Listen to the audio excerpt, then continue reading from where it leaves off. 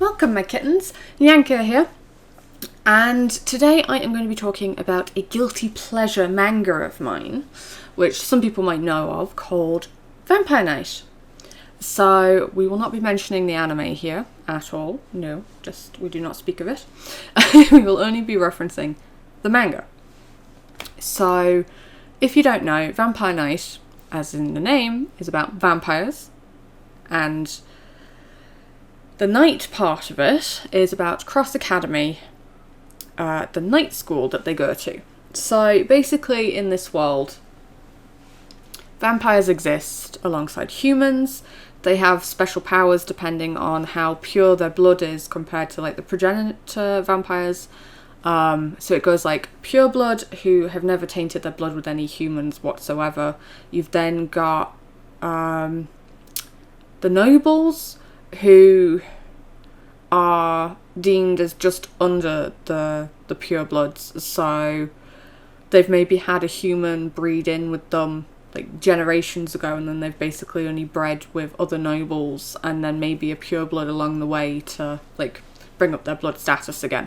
You've then got like the common vampires, who have basically maybe a noble bred with a human, and then their child bred with another kind of like lower blood vampire as well. You've then got level Ds, who are humans who were turned into vampires but then drank the blood of their creator. And then you have the level Es, who are the lowest of the low. They have been turned into a vampire, but they weren't given any blood from their creator so like their parent vampire. I'm just going to take these off today because they're not working. Ooh. Breaking stuff. So yeah, level E is the lowest you can fall, and when you become a level E, you usually get killed. Because you go on like murderous rampages and, you know, everything like this. So yeah, that's the vampire hierarchy anyway. And then you have the humans, who live in fear of them, so they created the Vampire Hunter Society. And then so you have three factions. You have vampires, vampire hunters, and normal humans. Okay, so then we cut to Cross Academy, which is a school, which is like a boarding school, where we meet our main protagonist, Yuki Cross, who is the adopted daughter of the headmaster of this particular school, who is Kind Cross, who is an ex-vampire hunter that you learn about. Yuki's deal is that she was rescued by a good vampire from being eaten by a bad vampire 10 years in the past. But she has no memory before this point, so she doesn't know who her parents are, where she comes from, or anything. And then this good vampire brought her to his friend, the headmaster, and he's been raising her ever since. Simple enough premise. She also kind of has a crush on this guy because he rescued her and he saved her. Again, usual spiel. 4 years later, actually, after she'd been brought to... 4 years in the past at this point in the story, she kind of gets a friend in the form of Zero Kiryu, who is a vampire hunter whose family was wiped out by vampires, and he's the only remaining survivor. He's also brought to Cross at Cross Academy and to Master Cross. Mr. Cross? Headmaster Cross? That's better. And then Yuki and him start living together in the school grounds, and they go to school, and then they become the protectors for the night class. Now, they're not really protecting the night class, because the night class is super powerful, because they're all vampires and can keep themselves, you know, relatively safe. She is there, and so is Zero, to keep the humans safe from the vampires, because all the vampires are absolutely gorgeous. You know, it's the thing to bring in prey. Oh, I'm super pretty, come look at me. Nom nom nom nom. So yeah, even though they're on their best behaviour when they're at school, because Kanami Kuren, who is a pureblood, and the leader of the night class, set up this with Headmaster Cross, because he wants to help build a world where vampires and humans can coexist together. And he thinks that having the night class and the day class will help further the goal of vampires and humans living in harmony. So yeah, this is kind of like the setup and the premise, and I mean, it's pretty cheesy. At points, you know, you have your usual like bang on the wall kind of, ooh, and you've got your normal love triangle. So you've got Yuki kind of torn between her love for her savior, Kaname, and the blossoming relationship that she has with Zero. And it does really, like, the manga itself does really well at exploring that. Now, there's quite a few taboo things in Vampire Knight, and they didn't do great with, like I said, the anime adaptation is just terrible. Like, I do prefer the manga over the anime. Now, there's still bits in the manga that I don't like. This is why I said it's a guilty pleasure. Like, I still read it, even though parts of it, like, make my skin crawl. So, as you go through the story, you learn that the vampire that attacked Zero's family is actually a pureblood, and turned him into a vampire, because only purebloods have the ability to create more vampires, basically, in this world. You can breed vampires, as in through, like, two vampires having a baby, but you can't physically create more vampires unless you are a pureblood, which makes it quite difficult for purebloods to feed, in terms of bloodlust, because if they bite a human to feed, then they either have to drain them to the point that they die, or they have to turn them, which can become a problem. So like, this is also where the blood tablets come in, because there's a storyline about them trying to find ways to coexist without physically drinking human blood. Although some of the vampires just drink vampire blood, and that seems to sustain them. It actually seems to suggest that there's like a soulmate kind of bond between people who drink blood. So you'll crave a certain person's blood if they're like your partner. So there's a couple of couples like that. So take Rima and Shiki, for example, my OTP ship, by the way, just to throw that out there. They feed from each other. Right? They don't seem to crave human blood. They just seem to feed off of each other. Now, sometimes it seems to suggest that this is done just in a necessity between other vampires. Like, okay, I can't feed off of a human, but I'll feed off of you. But it does seem to heavily suggest through the manga that the person you care for the most, as in like in a physical way, is the blood that you'll crave. So for Zero, he craves Yuki's blood. Now, to be fair, Yuki's blood is extra sweet, and that is a plot point. But yeah, Zero turns out to be a level E vampire, because he's a D who is falling into the E category because he never received blood from his creator, and he can't stomach the blood tablets, which is rare, but it does happen. So him and Yuki in secret she starts feeding him, because she doesn't want him to fall into level E, and she doesn't want him to die and disappear, because like she's starting to fall in love with him. I mean, at the beginning she thinks it's just because like they have almost like a sibling-like bond, but as it goes on she starts to realise that she's actually in love with Zero, and then that throws her feelings for Kaname into disarray as well. But yeah, so she's feeding Zero, and then as we get more and more into the story, you start to learn that maybe Yuki isn't who she's been led to believe she is. Like, she starts getting flashbacks and memories of who she thinks is like her family and like blood, and she's scared, and like you finally then get into like the end of it. Like you get into, I think it's like volume 5 or 6, and then you learn that Yuki is actually also a pure-blood vampire, but her mother sacrificed herself to turn her human so that she could live a normal life. But the thing is that the spell breaks, or it is slowly starting to break. Now, there's a couple of theories behind that, because it's never actually explained why it fully breaks. One of them one of the theories is that because Zero's been drinking her blood, the spell that was placed on her through blood was drank, like it was drained away.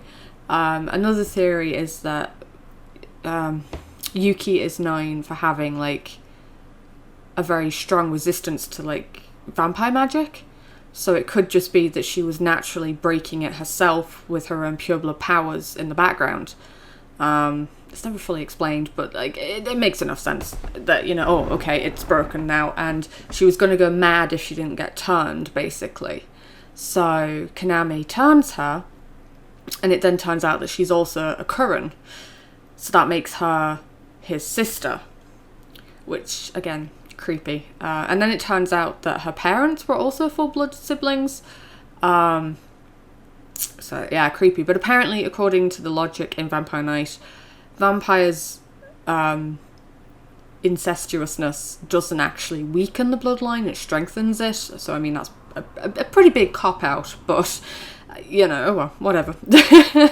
And then it as well as you get into it, you actually learn that the real Kaname Kurin, who was Yuki's actual little brother, big brother, was murdered by her uncle because he was like mad for his sister's blood, but she chose the other brother. Yeah, that was a messed up triangle right there. And so yeah, took the baby and sacrificed it to reawaken the original progenitor vampire, Kaname Kurin. So then he wakes up, basically decimates Rida, the uncle, for waking him up and for sacrificing a baby to bring him, awaken him from his slumber. But because he was awakened by Rida, he can't actually physically hurt Rida. Weird logic and stuff for that.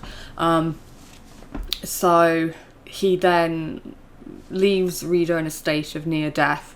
He then turns himself into a baby because he doesn't want to hurt anybody, and because he's so thirsty, he probably would decimate everybody in the house.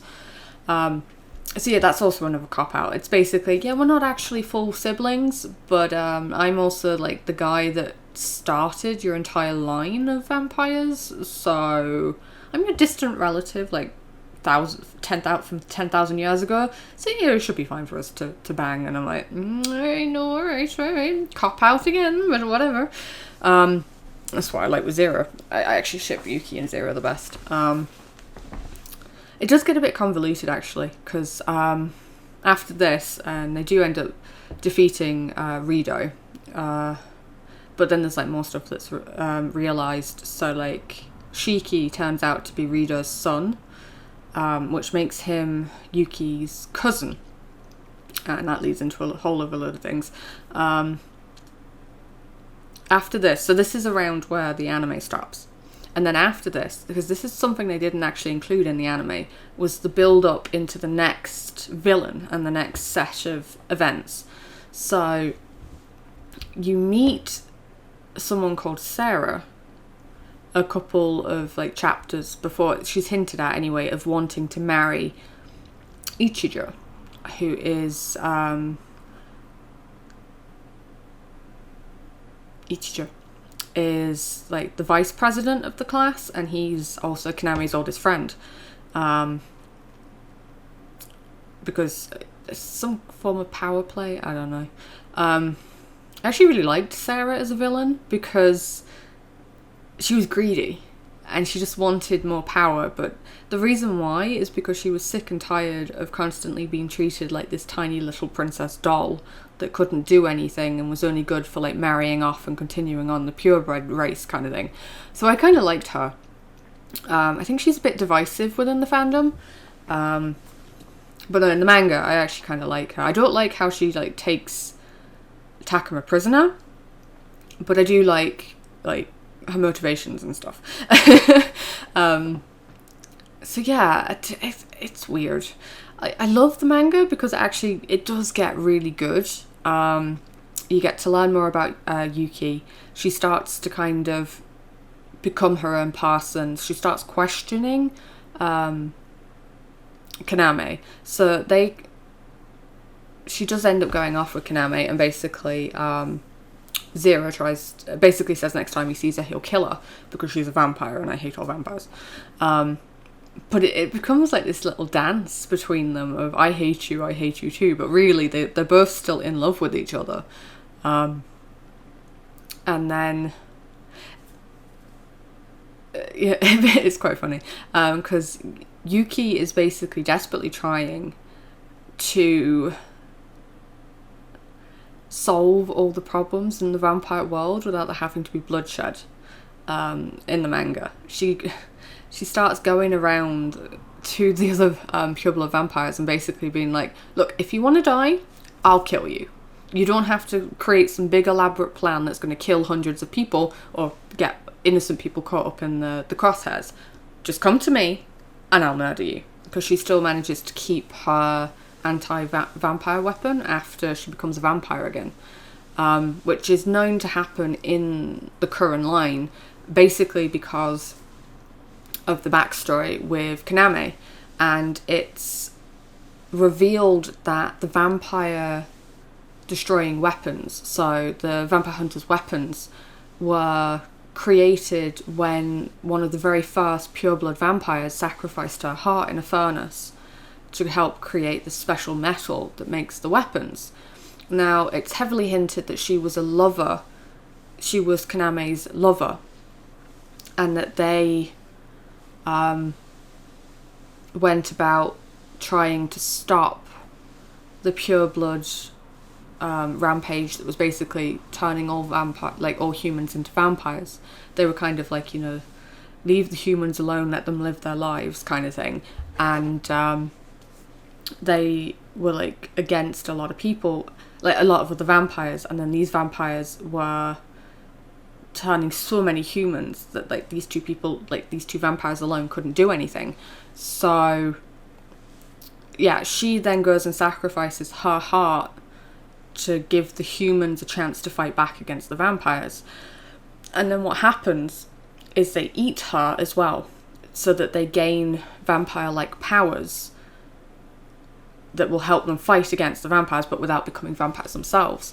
And then those the family lines of those ones that ate the first progenitor vampire, or one of the first progenitor vampires, then like had children, and then that's why Kain especially is as old as he is, because it turns out he's nearly 200 years old, is because his family line, for whatever reason, got the longevity of a vampire, and for some reason the vampire blood in him, even though it's like thousands of years later and like his family's bred with multiple different people at that point, his vampire part came out the strongest in him, so he stopped aging when he was about 21. And then he was also kind of seen as a vampire and hated on a bit by the Vampire Hunter Association, even though he becomes like the head of it. So I mean, he wouldn't do too bad there. But no, he just wants. I love Kain. Actually, he's amazing. He just wants everybody to live in peace. He just wants a peaceful world where everyone can coexist, and I can understand that. I can really get behind his ideology, and he's a badass, but he's such a derpy face as well. Like look at this badass, and then look at this derpy face, and tell me that you don't love both of them. But yeah, so I think the reason why Vampire Knight gets a lot of hate on it is because people just watched the anime and then they didn't go and read the manga. Now, there is a lot of parts in the manga that I'm pretty like, yeah, that's a bit creepy, and that's a bit dodge, but at the end of the day, it's, I don't know, there's something about it that I love reading it, and I find it compelling, and then I can't not like it. I don't know why. I mean, there's a lot, like I said, there's a load of stuff in it that I'm like, yeah, no, no, but then I'm like, but I need to read more. And I do like how she eventually ended it, the author. Because there's a lot of, like I said, there's a love triangle the entire time between Yuki, Kaname, and Zero, and I like who she chooses in the end for Yuki to end up with, and it's not incestuous. That's all I can say. So yay! She has actually since gone on and written another Vampire Knight manga, which is called Vampire Knight Memoirs, which will be another video once I've read more of it, because it's still ongoing. But I really like that as well. Again, I don't know what it is with her and incest, but the author loves it. She includes it in, like, I mean, why? It didn't have to be incest, but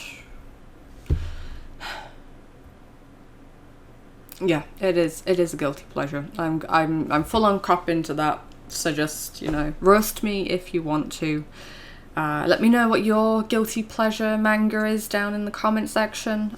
Give me a like if you also like Vampire Knight, and subscribe if you want to see more from me. It's been great to chat to you, my kittens, about this very, you know, personal guilty pleasure of mine. Please don't judge me too harshly for this. I'm regretting my choice of videos right now. But yeah, don't think there's anything else for me to say this time around. I will see you in the next one.